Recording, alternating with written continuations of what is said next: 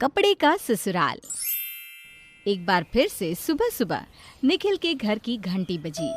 निखिल वैसे ही पूरा दिन अपने दरवाजे की घंटी के बजने से परेशान था, क्योंकि उसे पता था कि दरवाजे की घंटी उसके घर आने वाले मेहमान या दोस्त नहीं बजाते थे, बल्कि ये घंटी तो वो सारे डिलीवरी बॉय बजाते थे जो उसकी पत्नी शनाया के मंगाए हुए पार्सल्स लेकर आते थे। जैसे ही दरवाजे की घंटी बजी, निखिल की माँ कावेरी यानी कि शनाया की सास के चेहरे पर गुस्सा नजर आने लगा। लो, हो गए शुरू पार्सल वाले सुबह से ही आना। अब शाम तक बस यही चलता रहेगा। तो मैं क्या करूं मम्मी? वो लोग पार्सल लेकर आएंगे तो रिसीव तो करना ही पड़ेगा ना। उन्हें ये कहकर वापस तो नहीं भेज सकता कि मुझे नहीं चाहिए भाई। अरे ये तो नहीं कह सकते कि तुम्हें नहीं चाहिए, लेकिन शनाया को तो समझा सकते हो ना। अरे कितने कपड़े मंगवाती है, दिन में 4-4 बार अलग अलग जगह से पार्सल आते रहते हैं। परेशान हो चुकी हूँ मैं तो। परेशान तो मैं भी हो चुका हूँ माँ, लेकिन मैं कर ही क्या सकता हूँ। कह दो अपनी बीवी से कि अगली बार जब भी कोई पार्सल आएगा तो दरवाजा वो खुद खोले, हम उसके नौकर नहीं रखे। अरे मम्मी, वो बाथरूम में नहाने गई है, ऐसे में दरवाजा तो खोलना पड़ेगा ना। तभी शनाया बाहर आ जाती है और अपना पार्सल देखकर खुश हो जाती है। अरे मुझे कब से वेट था मेरे इस ऑर्डर का। मेरी सारी ड्रेसेस आ गई, मैं बहुत बहुत बहुत खुश हूँ।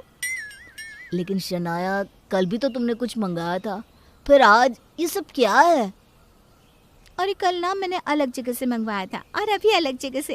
एक्चुअली ना बहुत सारा डिस्काउंट चल रहा है, तो सोचा 5-6 ड्रेसेस मंगवा ही लेती हूँ, कभी ना कभी तो काम आ ही जाएंगी ना। अरे शनाया, घर में कपड़े रखने की जगह नहीं है और तुम ड्रेसेस मंगवाती जा रही हो। अरे क्या करोगी इतने ड्रेसेस का? मैं सोच रही थी एक अलमारी भी ऑर्डर कर लेती हूँ। हाँ बेटा, वही ठीक रहेगा, क्योंकि अब तो घर की सारी अलमारी भर चुकी है। यहाँ तक कि मेरे कमरे में भी बहू के ही कपड़े हैं। अब एक अलमारी और ले आओ तभी ठीक रहेगा। और उस अलमारी को रखेंगे कहाँ?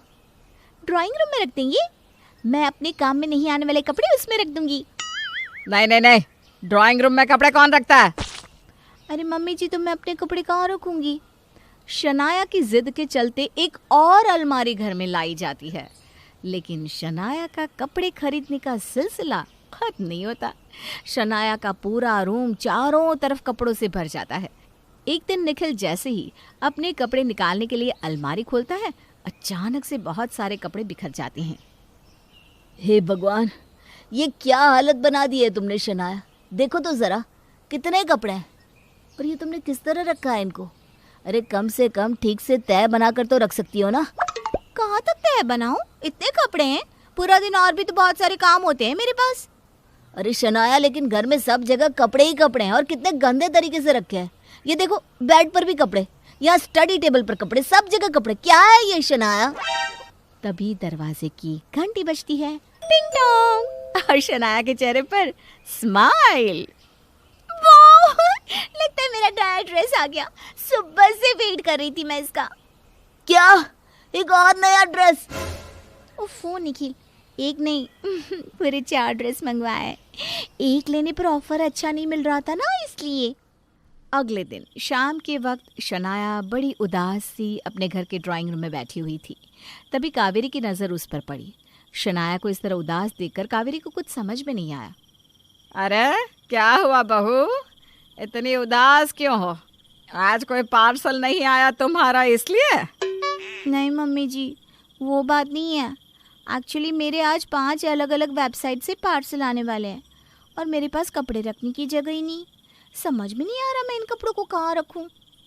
बेटा, अब तो एक रसोई बची है, एक काम करो, वहीं रख लो कपड़े। हाँ मम्मी जी, वैसे आइडिया ना अच्छा है। किचन में वो साइड वाली रैक एकदम खाली है, वहाँ रख देती हूँ। वाह मम्मी जी वाह, आपने तो मेरी सारी प्रॉब्लम सॉल्व कर दी। Thank you thank you thank you so much mummy जी।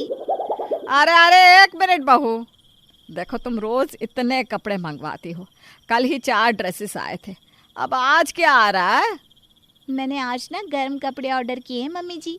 अब 6 महीने बाद सर्दी शुरू हो जाएगी, तो सोचा कुछ स्वेटर मंगवा लेती हूँ।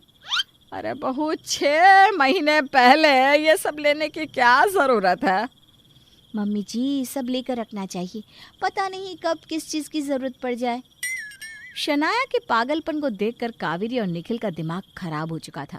शनाया पूरा दिन अपने मोबाइल में कपड़े देखकर शॉपिंग करती रहती।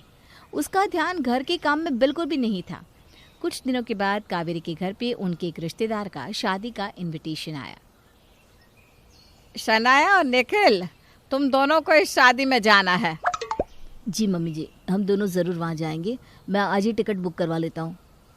ओहो, शादी में जाना है, तब तो मुझे शॉपिंग भी करनी पड़ेगी ना। अरे बहू, हमारा पूरा घर तो कपड़ों से भर चुका है। अब क्या घर के बाहर भी कपड़े रखोगी? कितने कपड़े रोज मंगवाती हूँ। अब शादी के लिए नई शॉपिंग करने की क्या जरूरत है? अरे मम्मी जी, लेकिन शादी के नाम पर तो सब शॉपिंग करते ही है ना। पहले के कपड़े थोड़ी ना पहन के जाएंगे। और इस तरह से शनाया और भी कपड़े ऑर्डर कर लेती है। शनाया और निखिल शादी में पहुंचते हैं। शनाया हर थोड़ी थोड़ी देर में कपड़े चेंज करती रहती और नए नए कपड़े पहनती। सब लोग उसके कपड़ों की तारीफ करते हैं। तभी शनाया की नज़र शादी के घर में काम करने आई एक गरीब लड़की के ऊपर जाती है, जो वहाँ सफाई का काम कर रही थी। शनाया ने देखा कि उसका कुर्ता साइड से फटा हुआ था और आसपास के लोग उसे अजीब नज़रों से देख रहे थे। शनाया को ये सब अच्छा नहीं लगता और वो उस लड़की से बात करती है। क्या नाम है तुम्हारा? जी मैडम, कमला।